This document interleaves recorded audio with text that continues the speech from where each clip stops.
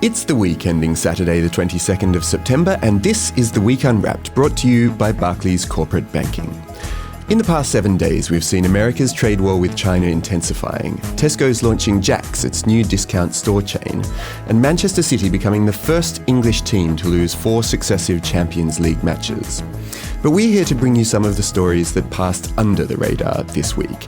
Big news, not making headlines right now, but with repercussions for all our lives. I'm Arion McNicoll. Let's unwrap the week.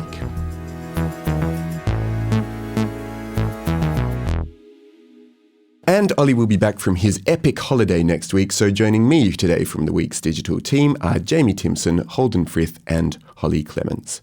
And to start the show this week, it's Holden. What do you think this week will be remembered for? I think it's time to take a walk on the wild side. Sea hares are hermaphrodites.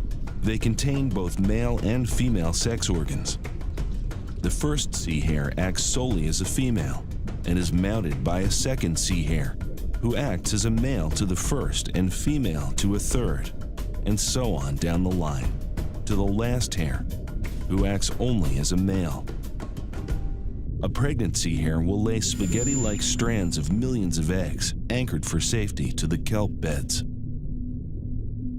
That was a clip from Nat Geo's Wild YouTube channel on sea hares. Holden, I look forward to hearing how this connects with your story. Yeah, I think we now know what Vince Cable was talking about with the exotic spresm. But the reason I subjected you all to that is that the Californian sea hare we've just heard about is one of 862 sea creatures whose genetic sequence has been patented, in this case by the German pharmaceutical company BASF. It's one of 13,000 patents that cover these creatures which are known as extremophiles, which live in very strange parts of the deep ocean, and as a result have developed particular adaptations that allow them to withstand either very high pressures, high temperatures, strange chemical compositions of the oceans. And the pharmaceutical companies are hoping that they'll be able to take some of these genetic characteristics and convert them into medical treatments or other commercially viable products. So we're getting companies patenting DNA. What has the response been to this move?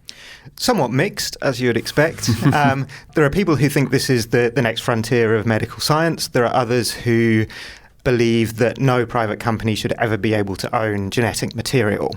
The reason it's in the news this week is the UN has just started work on revising the Convention on the Law of the Sea, which is what actually governs just under half of the Earth's surface. That's 2/3 of the ocean, which are outside the jurisdiction of any national government.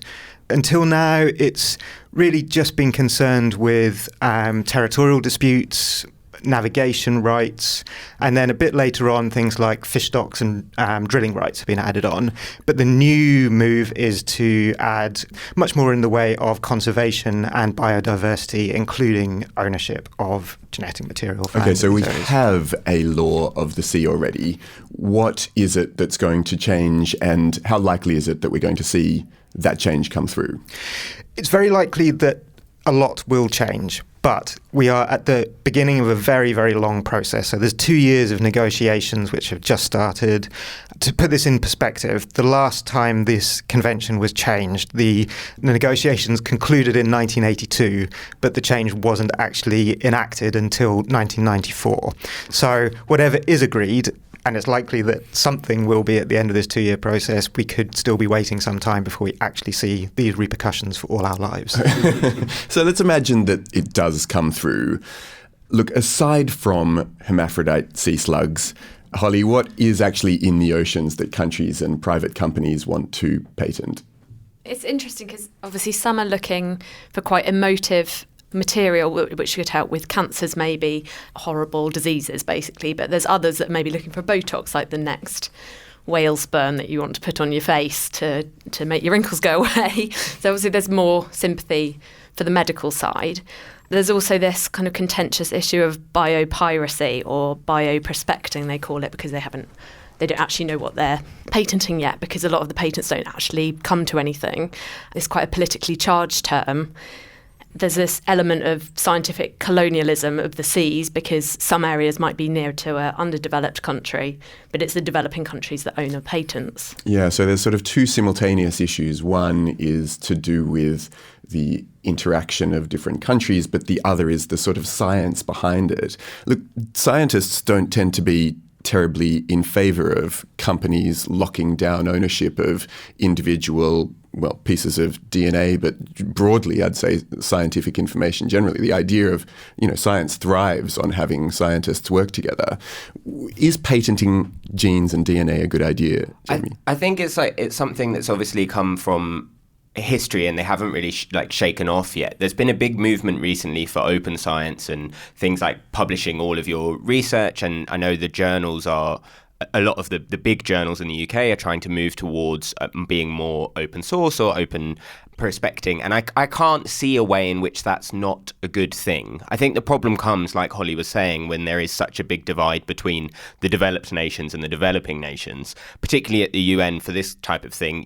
Most of the developing nations want to be able to take control of the seas that are near them, probably to not necessarily always for good, maybe for some nefarious reasons as well. But I think that if the developed nations continue to claim kind of valuable genetic information, developing nations could have little incentive to protect the seas, because if there's that bigger divide, what's in it for them?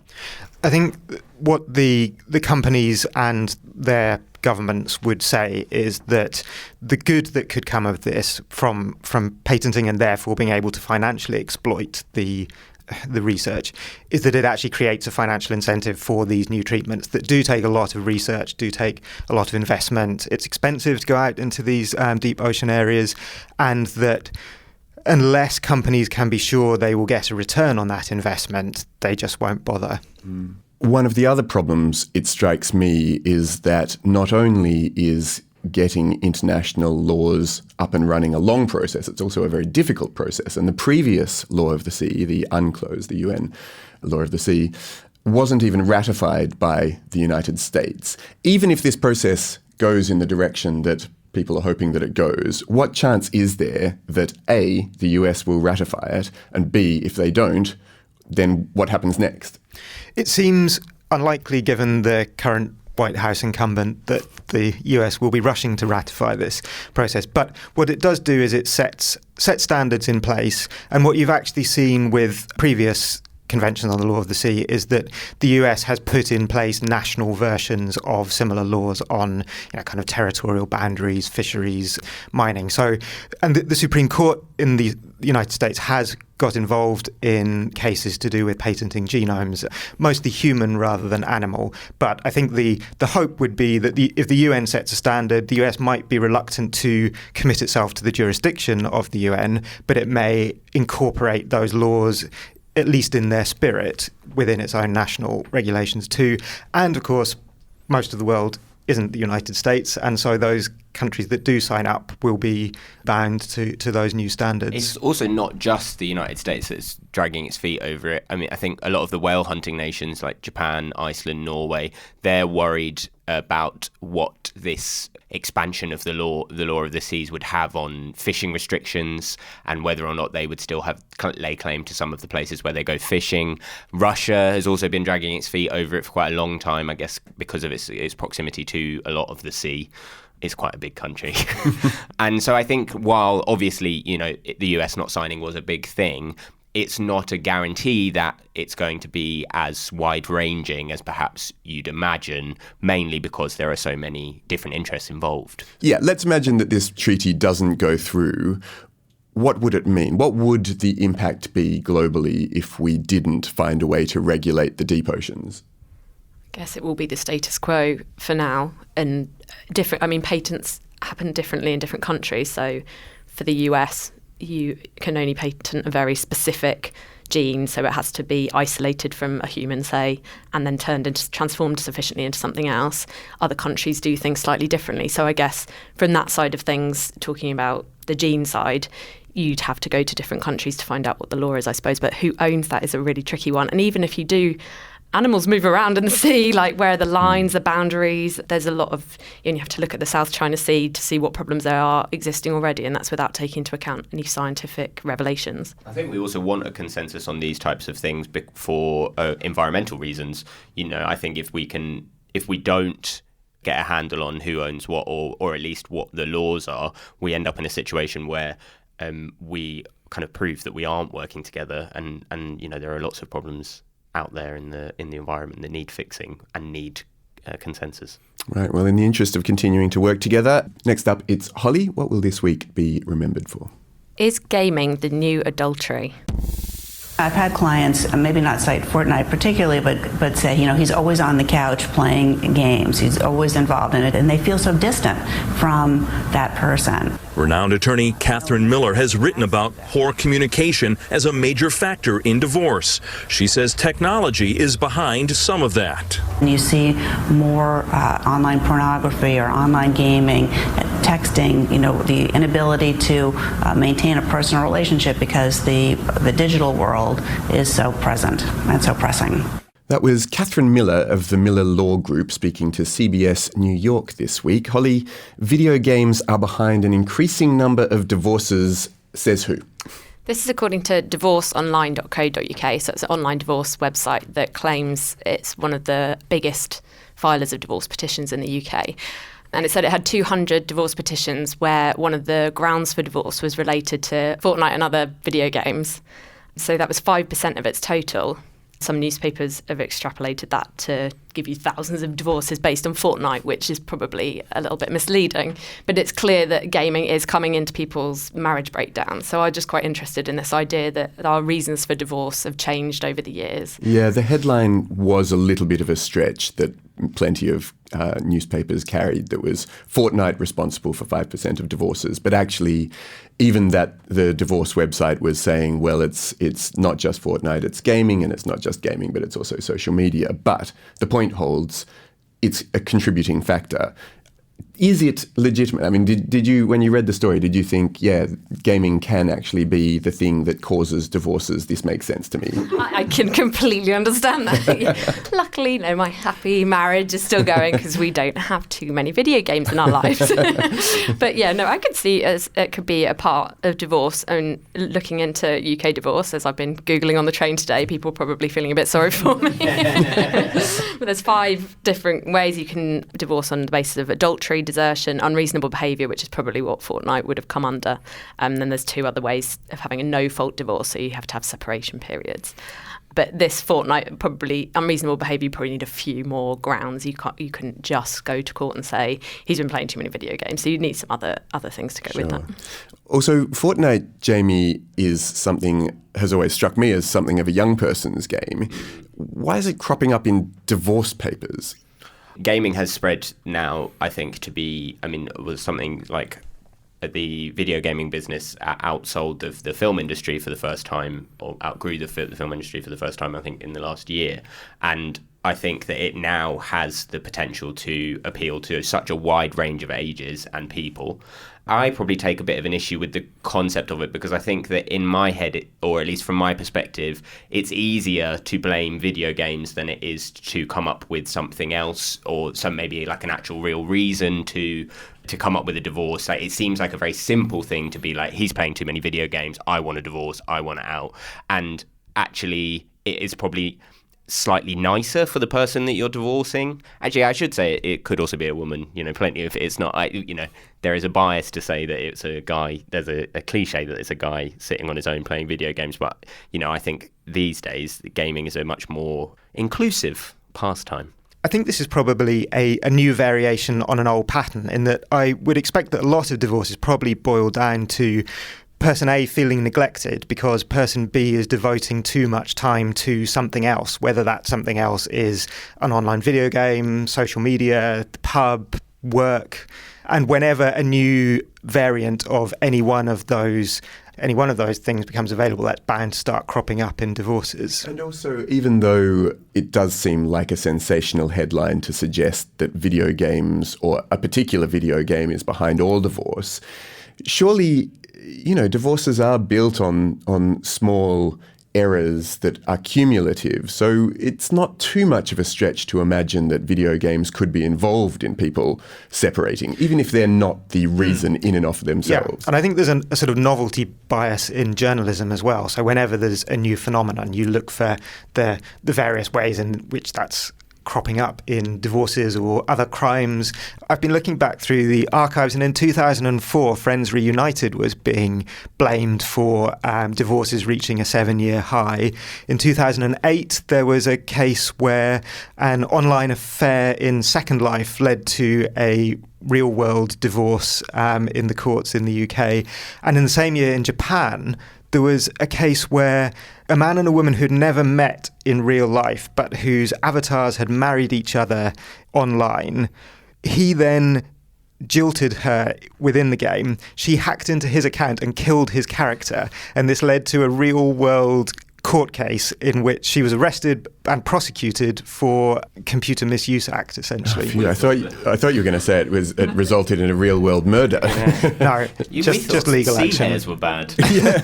I think there might be a serious thing in it, though, in that we haven't, as a society, I think, really engaged with the advance of things like social media and social gaming and worked out a kind of what the kind of social norms around it are, and in that kind of sense, I don't think we've actually really engaged with what effect it's going to be having on society. And, you know, kids are growing up now so online and so into their own personal devices and things like that. What that says for relationships moving forward, you know, how you engage with it and how you continue to be in marriages and continue to want to stay in relationships while also being a slave to technology like I am. And also we've spoken before about both social media and gaming as being bad for you and whether that is the truth or it isn't the truth. But is this a sign that bodies like the WHO were actually right to classify gaming and social media as addictions? That's probably a factor in it. It's probably maybe a serious addiction in the same way that previous divorces might have been blamed on gambling and alcohol. In some ways, I can find a small positive for women, perhaps, who have really struggled to get divorces from husbands in history. I mean, it wasn't until 1923 that women could divorce husbands on evidence of adultery alone. Before that, they had to prove things like rape and incest and other horrible things. And even after that, it's very difficult for women to even find the money to divorce their husbands. If you can divorce your husband just for playing a video game, that seems like a step forward in a way, in that there's not such a big fight to part ways. And also, as we've discussed on this podcast before, divorce rates are actually falling at the moment. So that suggests that this isn't a huge problem. It may be that in isolated cases, this is one of the factors that leads to divorce. But given that the use of social media and, as Jane was saying, gaming has multiplied by so much over the last decade, if that was having a sort of serious systematic effect, you would have expected that to show up in the statistics by now. Do we know what the leading reasons are for divorce? I imagine that gaming is not there yet, but what is actually causing most divorces? The problem is it's unreasonable behaviour, so the smaller factors don't come into it, but overall it's unreasonable behaviour over desertion and adultery. But I wonder if that is partly because our system isn't geared up to just let people divorce on amicable terms. If you want to do that, you have to wait for 2 years just to part ways for no-fault divorces. But to divorce quickly, you have to come up with a reason. There was a big high-profile court case between Teenie and Hugh Owens in the Supreme Court where she was refused a divorce. He didn't want to divorce her. She wanted to get to leave. They said her unreasonable behaviour examples were not unreasonable enough because she was just unhappy. He hadn't really done anything wrong. So she's having to wait around for 5 years of separation before she can actually legally be divorced from him. So we've still got a way to go from my camp of saying people should be able to get divorced if they want to because they're grown adults. Maybe people that are pro-marriage would have a different view. It used to be the case that if a couple wanted a divorce, they'd have to arrange for one half of the couple to be caught in a hotel in Brighton with a third party so that you could then prove adultery. So I wonder if this might now open the doors to for people being caught with a video game. Yeah. I did wonder why the Lib Dem conference was in Brighton, actually. But back to the Sprezum again. Yeah. Hotel rooms rigged up with Fortnite being played on consoles. And finally this week, it's Jamie. What will this week be remembered for? This was the week the EU upset share fans everywhere by saying you can't turn back the hands of time. If you're like most Americans, you've been groggy all day after losing an hour of sleep to daylight saving. And as you struggle to remember how to change the clock on your f***ing microwave, you may have wondered, why is this happening? For years, conventional wisdom has been that it benefits one particular group. I know it started because of farmers. I'm almost sure of that. But that's not actually true. It gives them extra time to plant, extra time to harvest. It has nothing to do with farmers. I remember years ago hearing that it was for the farm people. The farm people want nothing to do with this, as they themselves will tell you. I know really no farmer that I'm aware of that benefits from actually farm activities and daylight savings time. That was a clip from HBO's Last Week Tonight. You can watch the full episode in the UK on Sky Atlantic. Jamie, why doesn't daylight saving help the farm people? Well, I think, obviously, I'm not a farm person. Regular listeners of this will attest. But I think the argument has always been for daylight saving helping the farm people, that the extra light in the mornings made their jobs easier. And there's also been an argument about traffic accidents. Interestingly, one of the things that I picked up while doing research into daylight saving is that there's actually far more traffic accidents because of the time change than there is saved by... I mean, I guess it's difficult to work out how many traffic accidents have been stopped. But in 1999, there was a study at Johns Hopkins University and Stanford that found that when the clocks moved forward in spring, the number of deadly accidents jumped up to an average of 83.5 in the US, compared with an average of 78.2 on another Monday in that month. So they were surprised to see that there was such a shift. Okay, so these are all fun facts about daylight saving, but what's the story this week? Well, this week, the EU has announced that, subject to approval by the European Parliament, the last required clock change in the EU is going to occur on Sunday, March the 31st, 2019. After that time, each member state of the EU would have the choice whether to remain on summertime or they can switch back to winter time on October the 27th, 2019, and then that's it. And no more further clock changes will be recognised. And so how did they actually come to this determination? So it wasn't... It feels like... So it's become a flagship proposal, but only because they had a survey of 4.6 million residents in the EU, which is like huge in terms of like, I have Ipsos Mori ring me nearly every day and I rarely answer the phone. So it's mad that they got 4.6 million people in the EU to answer. And it was 84% of them wanted to scrap the clock change. In fact, there were only 2 countries that wanted to keep it on average. And can you guess where they were? 2 countries in the whole of the EU. Go ahead, panel. The UK? No, wasn't the UK. It was Greece and Cyprus. I was just about to say Greece and Cyprus. Yeah, I thought so. They were the only 2 that wanted to keep it, and the rest of everyone else had the majority of them were saying. Actually, weirdly, 3 million of the respondents were from Germany. That was striking. So Germany were pretty adamant they wanted to change the... Maybe they're just very organised in all things, including surveys. Holden, I think this is the time for your regular history lesson. How did we end up in this mess? I was hoping you might ask. It's actually the Germans' fault. To begin with, in the First World War, Germany was the first country that introduced daylight saving time in 1916 with the intention of saving fuel for the war effort. Britain actually followed suit a few weeks later, seeing a good idea. Whereas most of Europe then switched back to a single time throughout the year at the end of the First World War. Britain decided to stick with it, perhaps because it was slightly further north and so it benefited more from the longer evenings. The Second World War actually had an effect on daylight saving time too, in that we actually switched to European time effectively for most of the Second World War.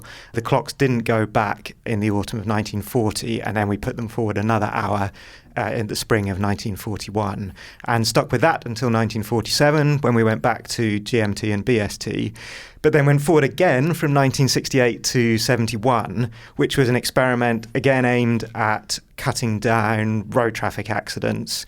It was deemed to be a success on that front, although it was opposed by Scotland and Northern England because it meant the sun wasn't rising until nearly 10 o'clock in the morning in Edinburgh and Glasgow.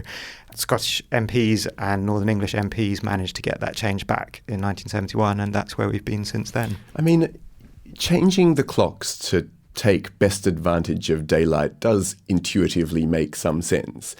Is it a good thing, Holly? I guess it depends where you are. As Holden says, it's different for Scotland and different for England. And it depends how our day-to-day life works. I think it's quite different now that people working from home, like there's new studies saying we don't all do the 9 to 5 shift anymore. So we've changed in that way, in that we don't necessarily need to be outdoors, indoors at certain times of the day. I think there's evidence to suggest that the lighter hours would be better for our mental health in the evening, because in the morning you tend to be getting ready, having a shower. You're still in your house, whereas in the evenings you might be spending it outside, and I think it's all good for us to have sunlight. But again, it depends who you are. If you're a farmer, you obviously would prefer the light to be in the morning. It's how far we go with each having different time zones, I suppose, and I can't see...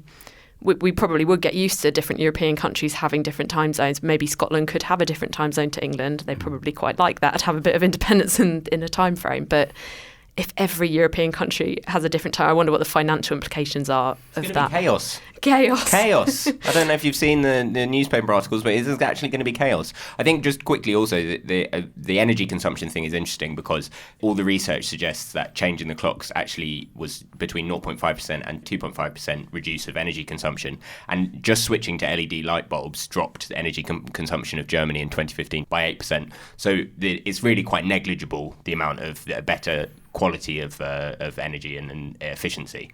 In terms of the different time zones in Europe, they've already talked about it in regard with Brexit. I know we don't mention the B word on this podcast, but Northern Ireland and Ireland having different time zones, I think won't happen, mainly because that's the least of their problems on that border. And so they don't want to change things. But it could come up in a situation where Belgium and Netherlands have different time zones. Finland, who are big pushers for the change, because obviously they're quite north and they want it to be summertime. And there is a general feeling in the EU that what they really are pushing for is all of the big capitals to have the same time. One thing that has always troubled me is the misalignment of European time zones. So the UK is well to the east of Spain. Spain should be an hour behind the UK if you were looking strictly at the kind of geographical position, and yet Spain is an hour ahead, in line with France and Germany and Poland and Hungary, even though those countries are 1,000 miles further to the east. Wasn't that Franco, though? It was. He wanted to be in the same time zone as Hitler during the Second World War. So I think it was 1942 he switched time zones. But it does show the sort of political nature of time, and that's reflected around the world too. And you have China, which should have, I think, 5 time zones, but actually everybody sets their clock officially to Beijing time, although in the westernmost regions, I think they unofficially have a time zone 2 hours behind. You're right. There's parts of the world where, like Australia or America, where you've got different time zones on different coasts, and there's other parts of the world, like China, where because of political reasons, they've decided to have time frame. Looking elsewhere, how much of the rest of the world observes daylight saving time? It's a weird kind of different pockets. So it tends to be, like the map that I've seen, it tends to be kind of the old colonial powers are the main ones. So America, European nation, then also a part of Australia. You'll know this better than me, Arion, but there is a part of Australia that still does daylight saving. But really, the rest don't. And I actually think the more I've read into this, the more that I've thought about it, the more I think that it doesn't make sense. It doesn't make sense to me to do it. I think we should scrap it. Jamie has spoken. Yeah. The Romans had a really intriguing way of handling this. I'm glad we finally got to the Romans. I was wondering whether you were going to get back there. And it got around there's been various research on the health problems associated with particularly the hour step forward, which means you lose an hour of sleep. There's an increase in heart attacks and strokes recorded in the days after that. But instead of having a sudden 1 hour jump, the Romans just divided the day into daylight and night, and divided each of those portions into 12 equal slots called hours. So a summer hour would be much, much longer than a winter hour. And that made sense when your kind of waypoints through the day were sunrise, noon and sunset. But they also did have water clocks, which sort of based on the amount of time that it took for water to run through a flask, and they'd have different scales depending on where you were within the year, so that they could measure a longer hour in summer than in winter. Gets slightly more complicated if you have a mechanical clock. Are you suggesting that we go back to this, Holden? I like it. I think it would make for a simple, unified system. We all knew where we were. Time flasks for everybody. Well, speaking of time, we're out of it. That's a wrap from this edition of The Week Unwrapped. My thank you to Jamie Timson, Holden Frith and Hollie Clemence. We are at Week Unwrapped on Twitter if you fancy telling us what you thought of this week's show. And if you really like the podcast, you can write a review for us on Apple Podcasts, which really helps others find us. And Olly Mann is back next week, starting with a new Business Unwrapped. That's our series of bonus stories brought to you by our sponsor, Barclays Corporate Banking. And if you're not subscribed, please feel free to do so now. Search for The Week Unwrapped on your podcast app of choice. I've been Arion McNicoll. Our music is by Tom Morby. The producer was Matt Hill at Rethink Audio. Until we meet again to unwrap next week,